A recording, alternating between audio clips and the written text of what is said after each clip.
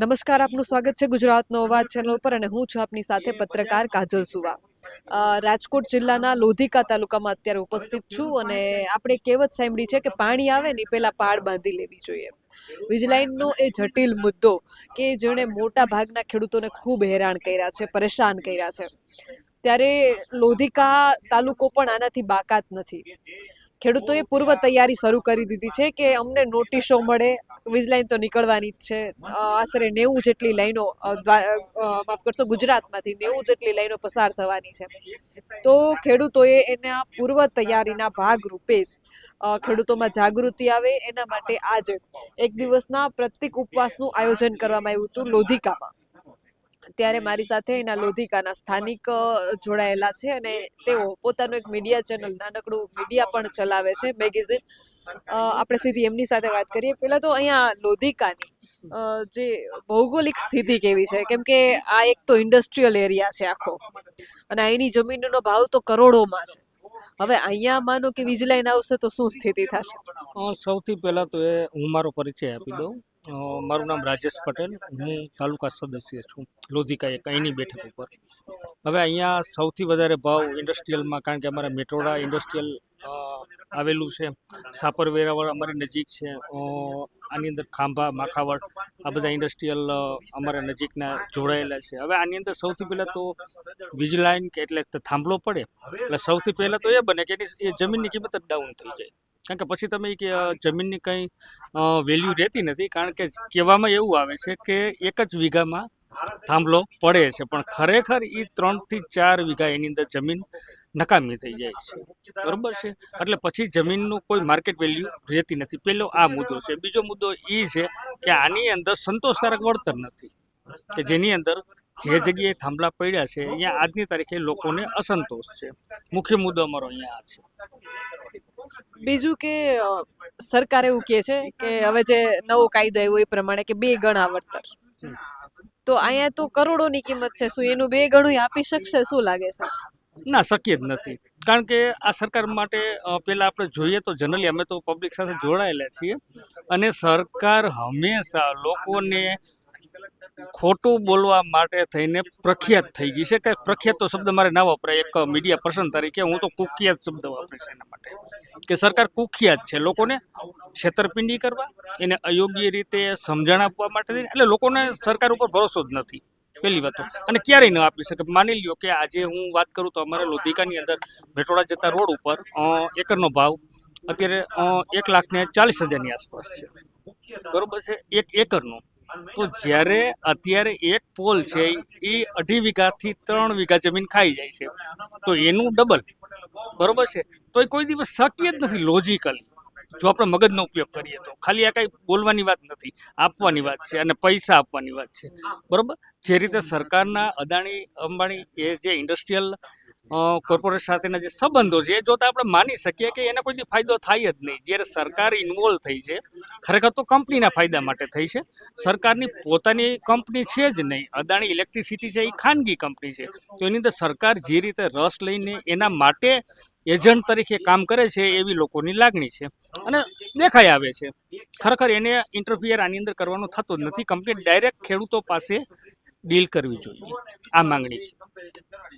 બીજું કે તમે કીધું તમે મીડિયામાં છો, મારે એક સીધો સવાલ એ પૂછવો છે. થોડા સમય પહેલા આમ આદમી પાર્ટીના એક મહિલા નેતા પાયલ સાકરિયા સીએમ આવાસની નજીક જે અત્યારે ગુજરાતમાં મહિલાઓની સ્થિતિને લઈને પ્રશ્નો પૂછવા માટે, અવાજ ઉઠાવવા માટે ત્યાં ધરણા દેવા માટે જાય છે.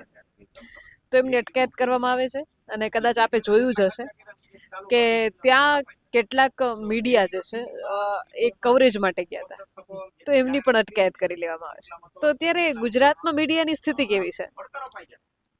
ગુજરાતમાં આપ સવાલ પૂછવાની દ્રષ્ટિએ પૂછો છો. જનરલી હું વ્યક્તિગત એવું માનું છું કે ગુજરાતની અંદર તો એક સામાન્ય બાબત છે, પણ ભારતની અંદર ન્યૂઝ મીડિયા જે આપણે કહીએ છીએ એમાં કંઈ બચ્યું જ નથી. પહેલી વાત છે. હવે જે આપણે પ્રમાણિક ન્યૂઝ મીડિયાની જે આજે જનતાને અને એક લોકશાહીના સ્તંભ તરીકે જે આપણે ન્યૂઝ મીડિયાની જરૂરિયાત હોય છે, એ સોશિયલ મીડિયામાં હવે પ્રમાણિક લોકો એની અંદર આવતા થયા છે.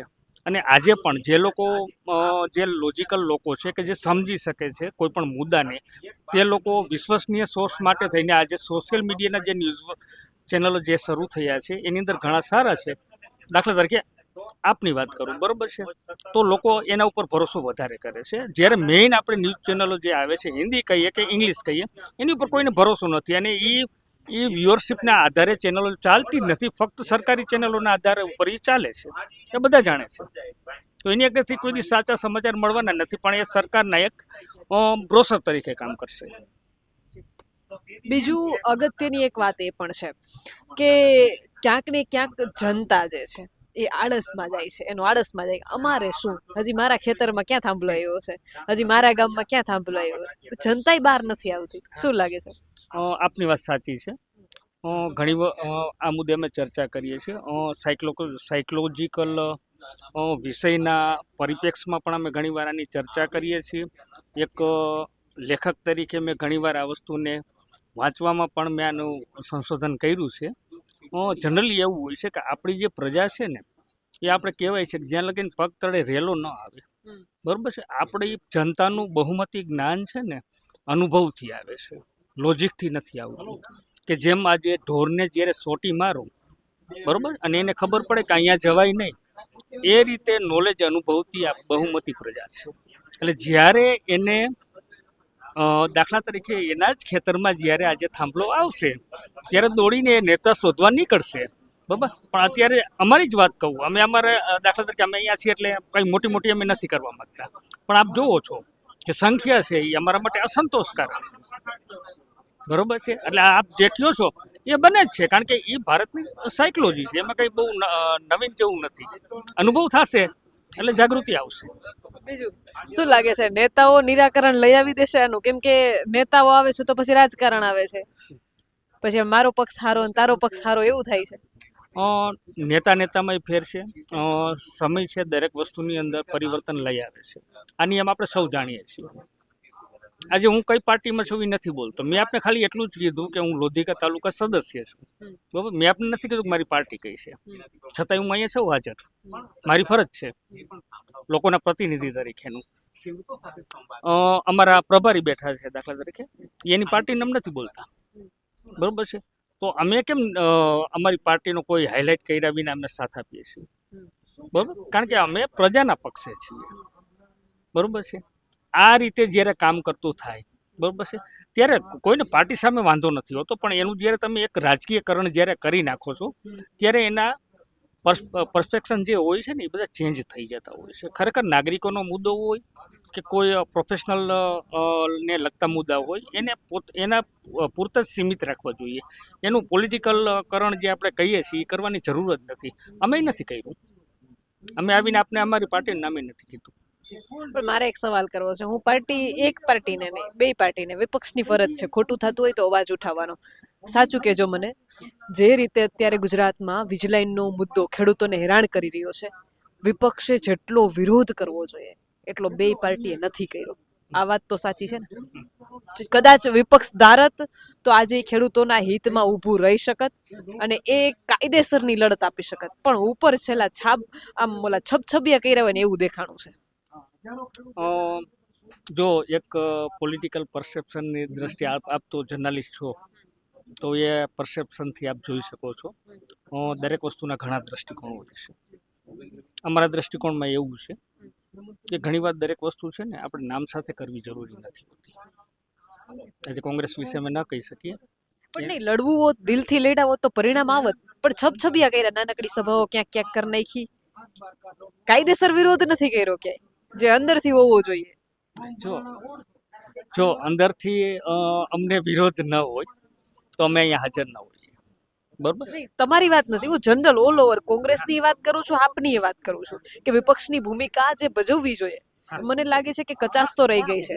હું આપને મારી પાર્ટીનું પરસેપ્શન હોય એના વિશે હું સામાન્ય માહિતી આપી શકું કે જનરલી એવું બન્યું છે કે જ્યારે મુદ્દો આખા ગુજરાતમાં આપણે વાત કરીએ છીએ, આપણે જે આપણો અત્યારે વીજલાઇનનો જે મુદ્દો છે, કે જ્યારે આને રાજકીય લેવલ ઉપર તમે લઈ જાઓ, બરાબર છે, ત્યારે એને જે આપણે લોકશાહી જેને કહેવાય છે ને બેન, એ લોકશાહી છે ને હાજર નથી. પહેલી વાત શુદ્ધ લોકશાહી જેને કહીએ. હવે આપણા ભારતની અંદર છે ને અત્યારે સંસ્થા વ્યક્તિગત પ્રમાણે લોકશાહીના કાયદા કાનૂન ચેન્જ થાય છે. આજે અમને એક અહીંયા પરમિશન મેળવવા માટે થઈને અમારે 4 દિવસ ગયા છે ખાલી માઇકની પરમિશન મેળવવા. માઇકની પરમિશન. બરાબર, આના ઉપરથી આપ વિચાર કરો કે કોઈ રાજકીય પાર્ટી જો આંદોલન કરવા માંગતી હોય તો એને કેટલી પરમિશન મળશે? કારણ કે આંદોલન કરવા માટે પરમિશન માઇક જોશે, તમારે વાહનો ચલાવવા જોશે, માણસો ભેગા કરવા જોશે, પરમિશન તો જોશે જ ને. એના વિના તો તમે ઇલીગલ એક્ટિવિટીમાં તમને ફિટ કરી દેવામાં આવે તો શું કરશો? તમે જે કહો છો ને એ આપની વાત સાચી છે કે છબછબીએ છે, પણ છબછબીએ નથી. પણ તમને ઘણી વસ્તુ બાબત છે ને પડદા પાછળ થતી હોય એ જ પોલિટિક્સ કહેવાય. આમાં એ જ સ્થિતિ છે, બધું થાય છે, બધી પાર્ટી કરે છે. અમે એવું નથી કહેતા કે અમે જે કરીએ છીએ કોંગ્રેસ પણ કરતી હોય, પણ બધાએ આ રીતે કામ કરે છે. દિલથી લડત તો નથી આપી. દિલથી તમે લડત કયો છો બરોબર છે, પણ દિલથી લડવા માટે થઈને જો બેન આપણે પોલિટિક્સમાં આવ્યા હોય બરોબર છે તો દિલથી જ આવ્યા હોય છે. આપણને કોઈ ફોર્સ નથી કરેલો.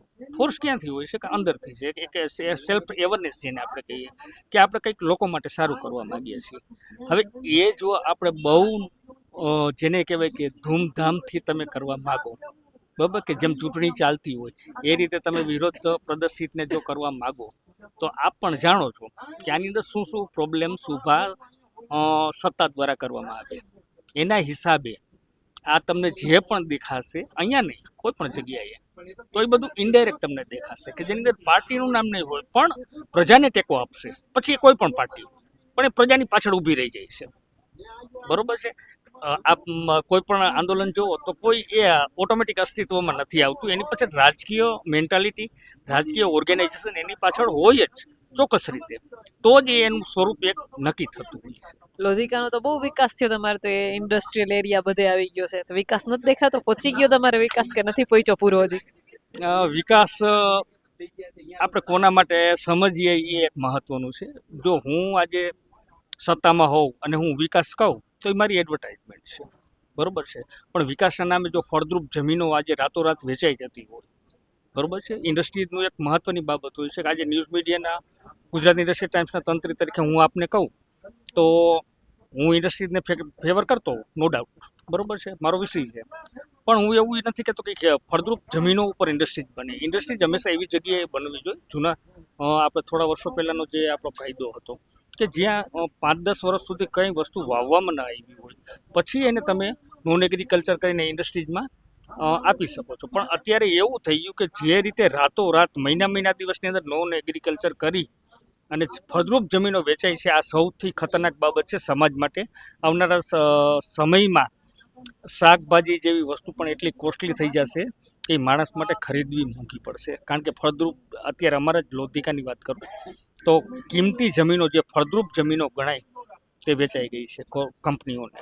તો આવો વિકાસ કોઈ કામનો નથી કે જેની પાછળ પછી તમે જે કમાણા છો એ વેચીને તમારે શાકભાજી અને અનાજ લેવું પડે. આ સૌથી મહત્વની બાબત છે. એટલે વિકાસ ખાલી વાત છે, વાસ્તવિકતા કંઈ નથી. ભાઈએ જે રીતે વાત કરી કે વિકાસ ખાલી વાત છે, વાસ્તવિકતા કંઈક બીજી છે, અને ખરેખર તમારે વાસ્તવિકતા જોવી હોય તો તમારે એ ગ્રામીણ ક્ષેત્રમાં, એ છેવાડાના ક્ષેત્ર સુધી પહોંચવું પડે. ત્યારે તમને ખબર પડે કે ખરેખર વિકાસની જે આપણે વાતો કરીએ છીએ એ વિકાસ છેવાડાના માનવી સુધી પહોંચ્યો છે કે નથી પહોંચ્યો. આના વિશે તમારું શું કહેવું છે? તમારા મંતવ્ય કમેન્ટ કરીને જરૂરથી જણાવજો. કેમેરામેન રાજ પરમાર સાથે હું પત્રકાર કાજલ સુવા. આપ જોઈ રહ્યા હતા ગુજરાતનો અવાજ, રાજકોટના લોધિકાથી.